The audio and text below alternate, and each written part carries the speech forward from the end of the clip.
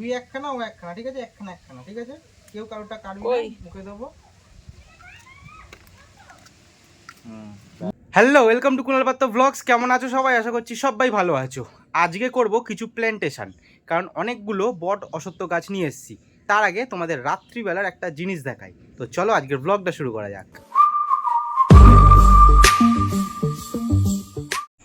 তো রাত্রিবেলা তোমাদের বান দেখাচ্ছি, জানি না কতটা বুঝতে পারবে, কারণ দিনের বেলা আমি আসতে পারছি না, ওই সময় হচ্ছে না। তো আওয়াজটা দেখো, শোনো, দূরে উঠে গেছে, অন্ধকার এমন বোঝা যাচ্ছে না, সামনে আসলেই তোমাদের বোঝাতে পারবো। দেখো ভীষণ জোর মারবে, এই দেখো। বাবা চলে আসো, চলে আসো দিকে। এই তো উঠেছে, দেখো, এই দেখো। হ্যাঁ ভালো জোর, এই অনেক নিচে জল, এই দেখো। হ্যাঁ ভিজে যাবে এইখানটাতে। ওরে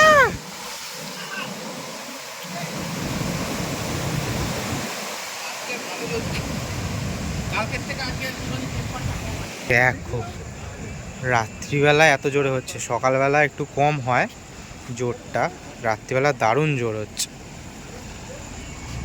তাই জল তুলেছে, বাপরে বাপ। এটা হচ্ছে আমার মানাকাপারু আর জেব্রা অ্যাঞ্জেলের ট্যাঙ্ক। এখন বাজে প্রায় 12টা। আর আমি এই ট্যাঙ্কের কেন ভিডিও করছি, তো তার জন্য একটা কারণ আছে। তো দেখো, এই অ্যাঞ্জেল দুটো এগ দিয়েছে। হ্যাঁ, এর আগেও একবার এগ দিয়েছিল, আর সেই জন্যই এই ভিডিওটা করছি, কারণ অ্যাঞ্জেলগুলো এখনও ম্যাচিওর না।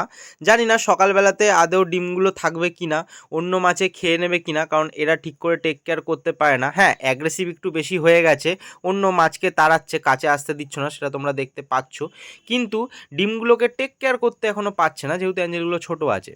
তো সকালবেলা যায় না আদৌ থাকবে কিনা, যদি সকালবেলা ডিমগুলো থাকে সেই আপডেটটাও তোমাদেরকে অবশ্যই দেব, বা কতগুলো ডিম নষ্ট হয়ে গেল সেই আপডেটটাও দেবো। কিন্তু একটা মজার বিষয়, দেখো ওখানে টাইলসটা দিয়েছি, ভেবেছিলাম ওর মধ্যে হয়তো ডিম দেবে, কিন্তু না দিয়ে সেই আবার ফিল্টারের মধ্যেই দিয়েছে।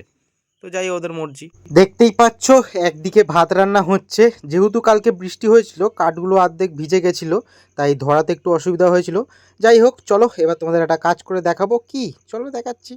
আজকে অনেকগুলো গাছ বসাবো, কারণ আগের দিন রাত্রিবেলা যে বান দেখতে গেছিলাম গঙ্গার ধারে, খাবে না অন্য সময় গেলে খাবে না। যাই হোক, আগের দিন যে গঙ্গায় বান দেখতে গেছিলাম, গঙ্গাঘাট দিয়ে অনেকগুলো অসত্য গাছ পেয়েছি, একটা বট গাছ পেয়েছি, সেগুলো আজকে বসাবো। কিন্তু তার থেকে একটা বড় ব্যাপার, আমি এর আগে একটা যে বট গাছ বাড়িতেই হয়েছিল, পেয়েছিলাম বট গাছটা, ওইটাকে বনসাই করব। অনেকদিন ধরে বনসাই করার ইচ্ছা আছে, আর এই ট্রেটা আমাদের কাজে লাগে না, তো এই ট্রের মধ্যে বট গাছের বনসাইটা করব।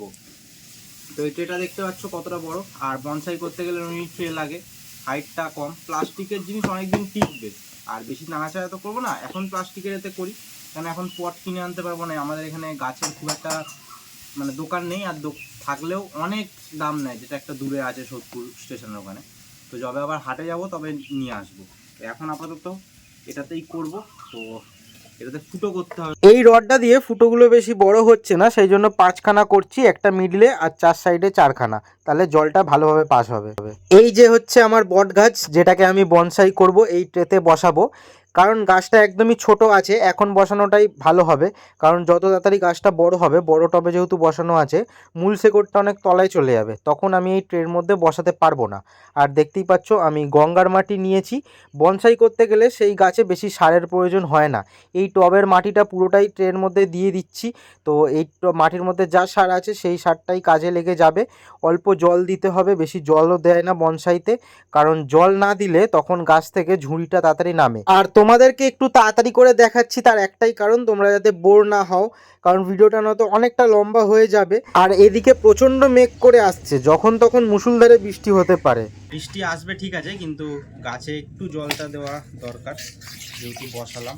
যদি বৃষ্টি আসে তো জল করবে, একটু জলের ছিটা দেওয়া দরকার, কেন কখন বৃষ্টি আসবে জানি না।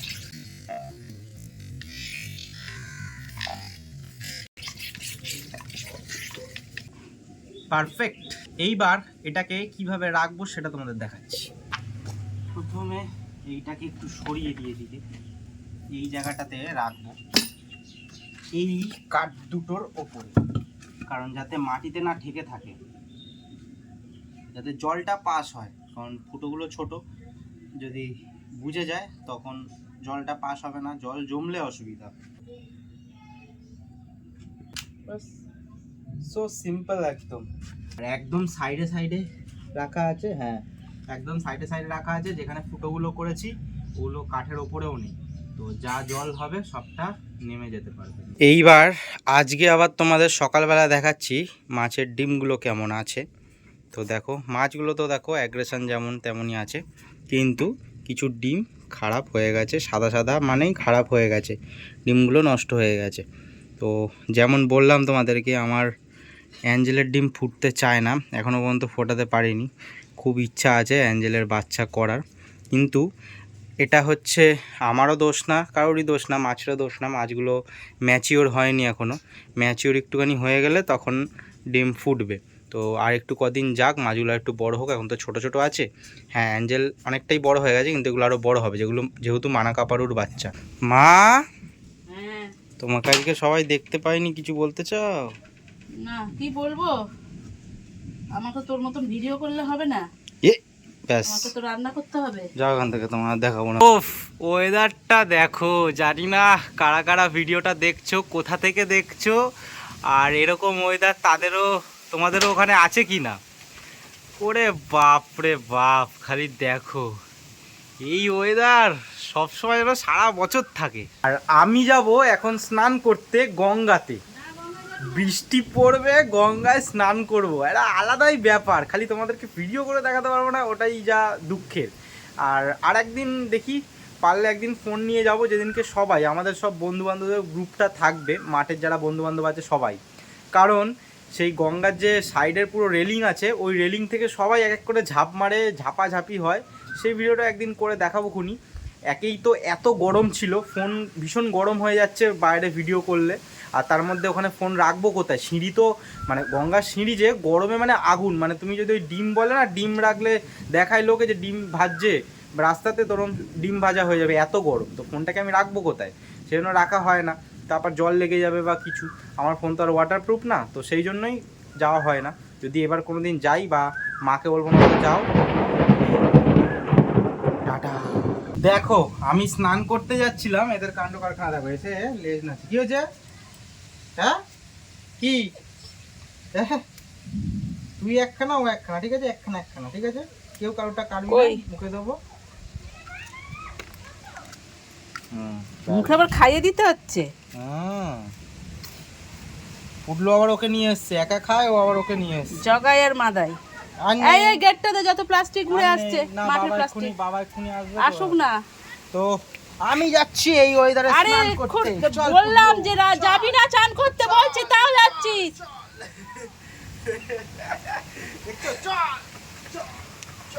একটা ডুব দিয়ে পালিয়ে আসবি, কিন্তু আমি যাচ্ছি না।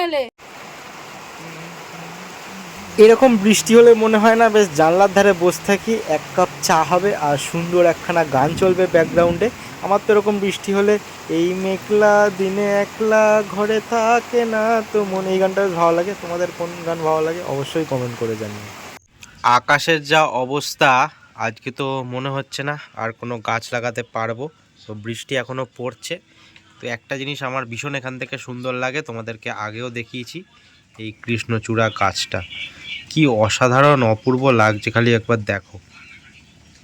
তো আজকে যে গাছটা বসালাম ওইটা একবার তোমাদেরকে দেখাই, বৃষ্টি হওয়ার পরে আবার তাজা হয়েছে কিনা, কারণ একটু নেতিয়ে গেছিলো।